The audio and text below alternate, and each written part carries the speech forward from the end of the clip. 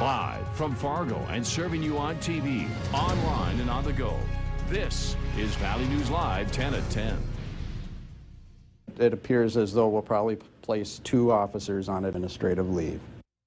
It was a tense day for authorities and a downtown hotel today after an armed robbery and an officer-involved shooting. Good evening and thanks for joining us. Mike has the night off. Fargo police plan to release the names of the 2 officers and the man involved in that shooting tomorrow. The man who's believed to have robbed the Howard Johnson at gunpoint earlier this afternoon is in the hospital after being shot, but his condition's unknown. Valley News Team's Macy Inger talked with neighbors who couldn't believe what they heard. It's just quiet and peaceful around here, you know, and then something like this goes on. Neighbors crowded around doorways, drove by, or watched from the street.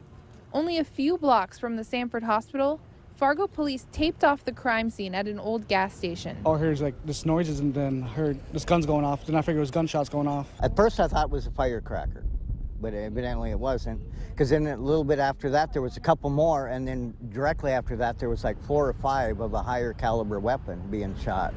And then squad cars were coming in from all directions. Officers say just a few blocks south, a man entered the Howard Johnson Inn and demanded money at gunpoint. The hotel owner says that one of the employees didn't think the man was serious at first, but gave him what they had, under $200, and he left. During the course of that armed robbery, the robbery suspect fired 1 round from a handgun in the Howard Johnsons. Officers caught up to the man at this former gas station. They say that's where the man and officers exchanged gunfire. It appears as though the suspect was hit by one of our officers' rounds. It's scary, yeah. I never heard it down in this area before at all.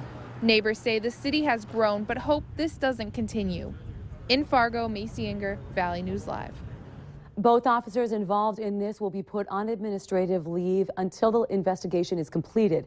Fargo officers say that the BCI will then take over the investigation of this officer-involved shooting.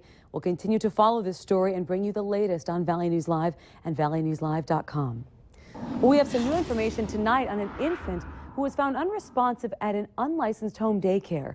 A post on the Caringbridge site for baby Owen looks like the family's planning for organ donation. This is a message from the site.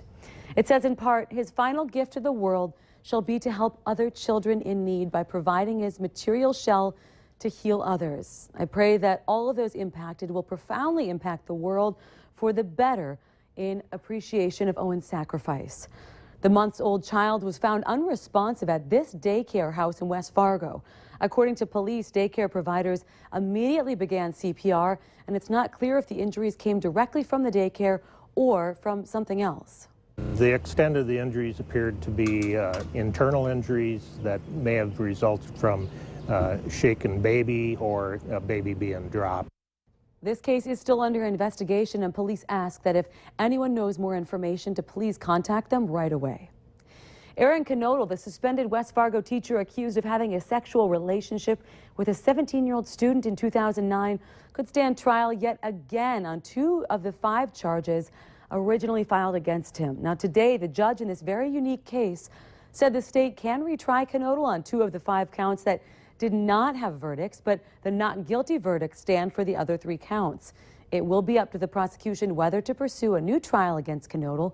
If so, the new jury trial is expected to start on June 23rd. Knodel's defense asked the court to acquit him on all charges, claiming a second trial would be double jeopardy. That's a clause that prevents people from being retried for the same crime. One of the 4 people charged with murder in the death of a Fargo man outside a Fargo bar made his first court appearance today. Jessy Olson was granted a continuance. Olson's mother, Roxanne, was present at the hearing and says that her son was just in the wrong place at the wrong time. Friends of the Garsland family are hosting a Show for Joe benefit concert for the Garslands. It's tomorrow night at the Aquarium that's in downtown Fargo.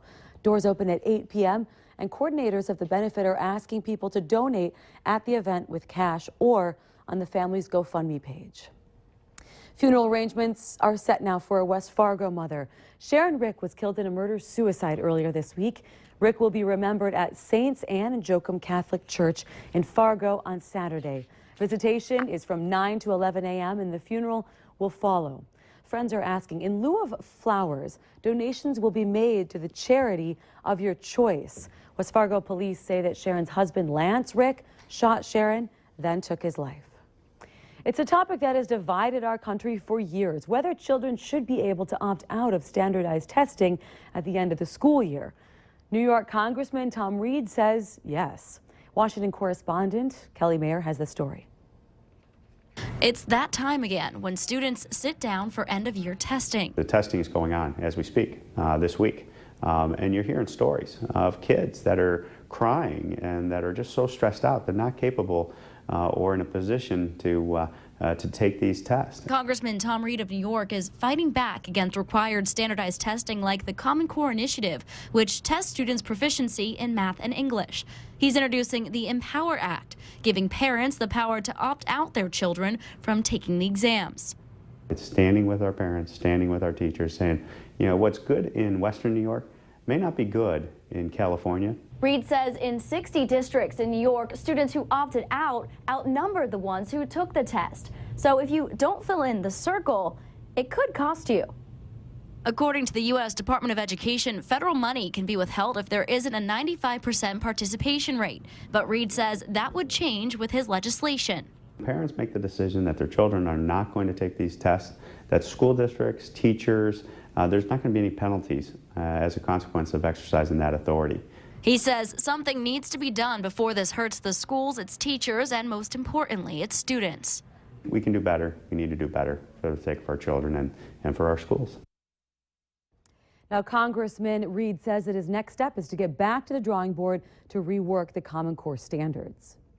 It's a shock to the system. U.S. officials tonight are saying a breach of the government's computer networks could be the biggest ever.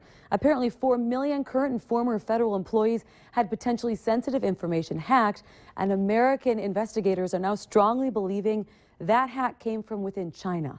The agency HIT, which is responsible for security clearances and background checks, says it was urging potential victims to monitor financial statements and to obtain new credit reports. Well, thousands of protesters against pipelines will meet in Minnesota this weekend to rally against the transportation of the heavy crude oil known as tar sands. About a dozen North Dakota Sierra Club members will be at Saturday's Tar Sands Resistance March, which will start in St. Paul and end at the Capitol.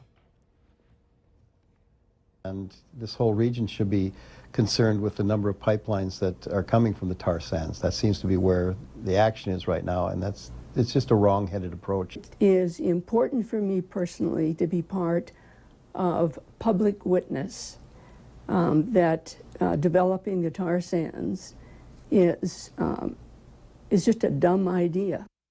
Protesters say the focus is Enbridge's proposed Alberta Clipper pipeline expansion, which could increase the amount of tar sands moving through northern Minnesota to Wisconsin. Another major pipeline under debate in Minnesota is the Sandpiper, which could be decided on tomorrow. Well, hot rods, classic cars, and bikes all filled the streets of downtown Fargo for Cruisin Broadway tonight. Everyone from car enthusiasts to those who just want to see some cool rides were invited to see the hundreds of cars parked and those riding along Broadway. This is the first of the season for Cruisin Broadway. It'll happen 3 more nights, the first Thursday in July, August, and September.